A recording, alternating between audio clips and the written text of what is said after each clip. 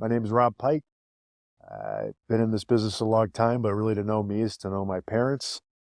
Parents are from upstate New York. They're old high school sweethearts. My mom was literally dating the high school All-American quarterback that became the town doctor before she found my dad, who was the class clown and kicked out of high school so he could join the military. Ended up doing 2 tours. Meanwhile, my mom became a nurse, but the entire time when they were in high school together, they would sit on my grandpa's porch and talk about traveling the world and raising a family and adopting kids.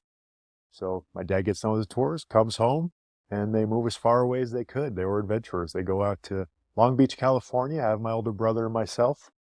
And then about 6 months later, my dad comes home with a big job promotion, not one, but like 6 runs up the ladder.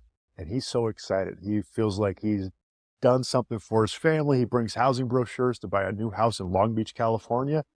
And my mom flips out on him. You told me we would travel this country before we settled down. So they packed up their bags.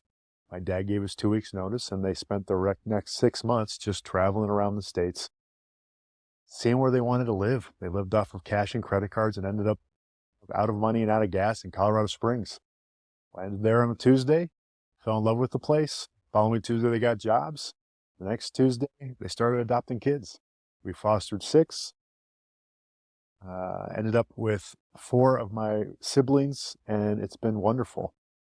Growing up was a bit of crazy, didn't have a lot of money, but it was always a lot of love. And my dad said over and over again, whatever you do in life, be goodly. And that one line turned into basically the career I got into. So I got into nonprofits early on. I used to be the young kid. Now I'm literally the old white guy in the room almost every day of the week. And it's a wonderful thing to be part of this because you get to be with people when they're trying to do good work in the world, and you get to be with the funders when they're trying to help people do good work in the world.